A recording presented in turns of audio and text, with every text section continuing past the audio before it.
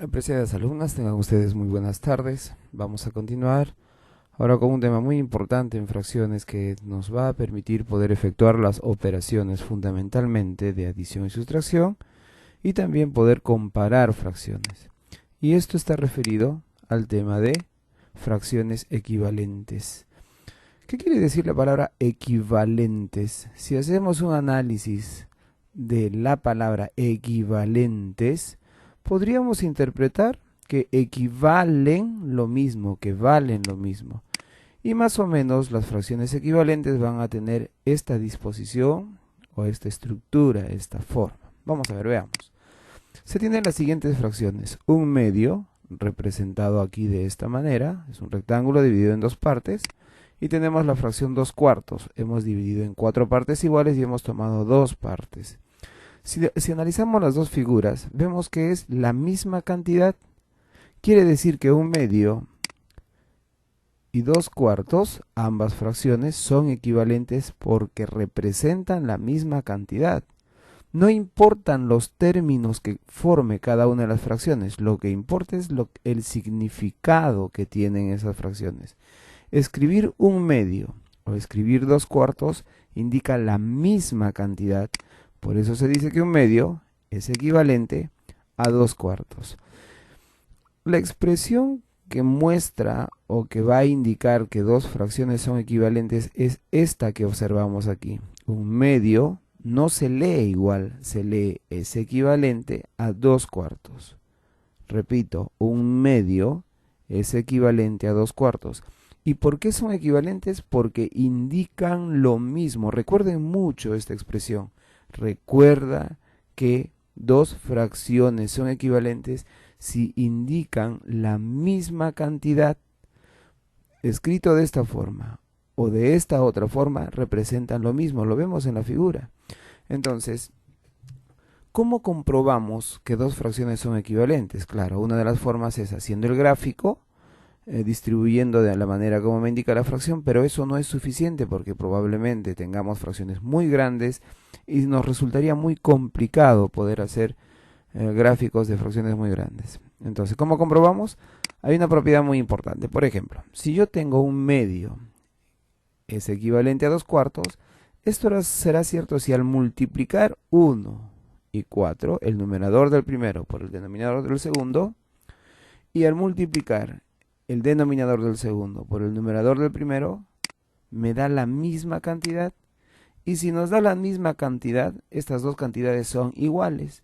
Por lo tanto, si el producto en aspa es igual, significa que las dos fracciones son equivalentes. Estas fracciones son equivalentes. Un medio representa lo mismo que 2 cuartos. Vamos a ver, vamos a aplicar esto.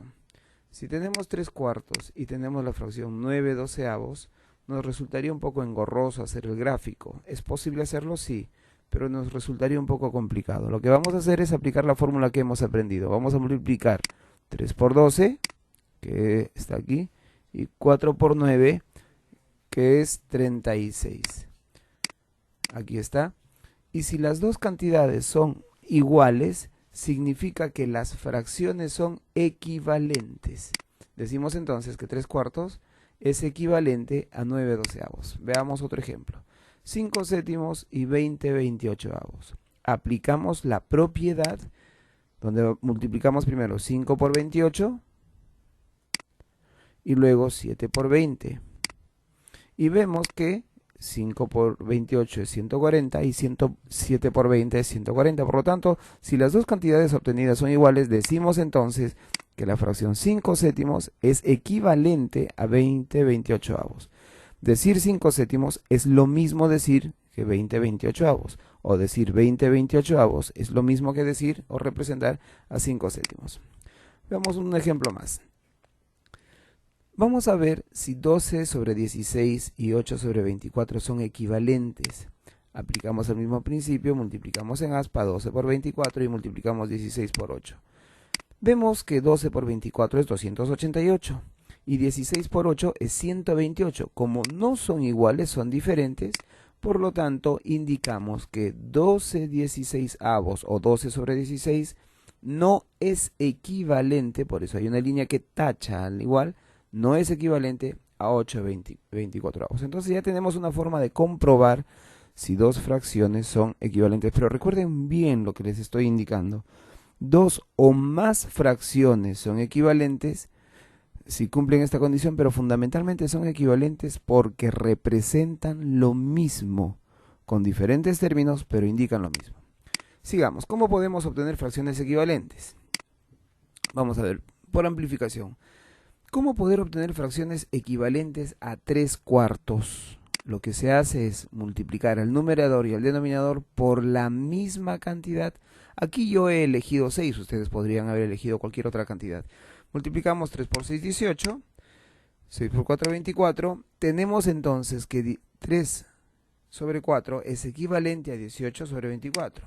Vamos a ver, supongamos que tenemos 3/4 con la misma fracción y multiplicamos arriba al numerador por 9 y al denominador por 9. 9 por 3, 27. 9 por 4, 36. Otro ejemplo, 3/4. Multiplicamos arriba y abajo por la misma cantidad. 3 por 15, 45. 4 por 15, 60. Como verán, yo he multiplicado por estas cantidades que he elegido de manera arbitraria.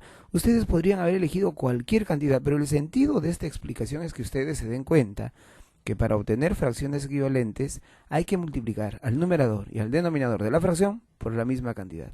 Por lo tanto decimos que 18/24, 27/36 y 45/60 son fracciones equivalentes ¿a qué? A 3/4. Ahí está. Si tenemos 5 séptimos, voy a multiplicar arriba y abajo por una misma cantidad, en este caso 4, y obtenemos 20 sobre 28. El mismo 5 séptimos multiplicamos a ambos términos por 5 y voy a tener 25 arriba y 35 en el denominador.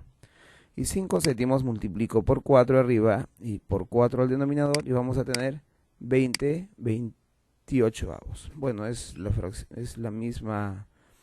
el mismo ejemplo del anterior, pero es válido. Por lo tanto decimos que 20/28 es equivalente 25 sobre 35 y 20 sobre 28 son fracciones equivalentes a 5 séptimos. Y por simplificación, este método de simplificación es muy habitual cuando se trabaja con fracciones porque la simplificación nos permite hacer fracciones más simples. Y convertir a fracciones simples significa utilizar números simples, de manera que el manejo tanto en las operaciones como en los problemas sea mucho más fácil poder hacerlo. Miren ustedes, 48 sobre 64. Simplificamos. ¿Qué tienen ambos? Tienen mitad. Sacamos mitad a cada término. Mitad de 48, 24. Mitad de 64, 32. Aquí tengo otra fracción, que es equivalente a la primera. Seguimos con esto, porque podemos seguir sacándole mitad. Sacamos mitad a cada término, mitad de 24, 12, mitad de 32, 16. Sacamos mitad de 12 es 6, mitad de 16, 8, y podemos seguir sacando mitad. Y la mitad de 6 es 3 y la mitad de 8 es 4. A 3/4 ya no podemos sacarle nada porque no tienen nada, son primos entre sí, porque el único número que divide a los dos es el número 1. Entonces 3/4 se llama fracción irreductible porque ya no se puede reducir más. Si esta fracción que ya no se puede reducir se llama fracción irreductible, ¿cómo se llamará a estas fracciones que sí se pueden reducir? Efectivamente, son fracciones reductibles. 3/4 es una fracción irreductible. Y las demás fracciones anteriores son fracciones reductibles porque se pueden seguir reduciendo. Sigamos con algunos ejemplos. 72 sobre 120, sacamos la mitad a cada término, mitad de 72, 36, mitad de 120, 60. Seguimos sacando mitad de 36, 18, mitad de 60, 30. Seguimos sacando mitad de 18, 9, mitad de 30, 15. En este caso vamos a sacar tercia, no tiene mitad. Sacamos la tercia, 3. Tercia de 15, 5. Recuerden que cuando le saquemos mitad, tercia o lo que podamos, tiene que ser a ambos. No se puede hacer que a uno yo le saque tercia, por ejemplo aquí ya a este le saque quinta. No se puede hacer eso. Para poder simplificar a ambos términos hay que simplificar con la misma cantidad. Muy bien. Entonces decimos que 3/5 es la fracción irreductible de todas estas fracciones que sí son reductibles. ¿Cómo y en qué casos aplicamos las fracciones equivalentes? ¿Para qué nos va a servir? Ordenaremos, por ejemplo, de mayor a menor o viceversa ayudándonos a las fracciones equivalentes. ¿Y cómo va a suceder esto? Por ejemplo, entre 3 séptimos y 5 séptimos, obviamente que 3 séptimos es menor al comparar que 5 séptimos. Si tenemos 6 onceavos y un onceavo, escuchen bien, 6 onceavos y un onceavo, al compararlo sabemos de inmediato que 6 onceavos es mayor que un onceavo. Pero ¿qué sucede entre 3 octavos y 5 sextos? No podemos precisar con seguridad, tal como se encuentran las fracciones, quién es mayor, quién es menor. Aquí aplicamos fracciones equivalentes, porque vamos a buscar fracciones equivalentes a 3 octavos y a 5 sextos, pero que esas fracciones equivalentes de cada fracción tengan el mismo denominador. ¿Y cómo vamos a hacer eso? Aquí estamos indicando, es necesario que tengan el mismo denominador.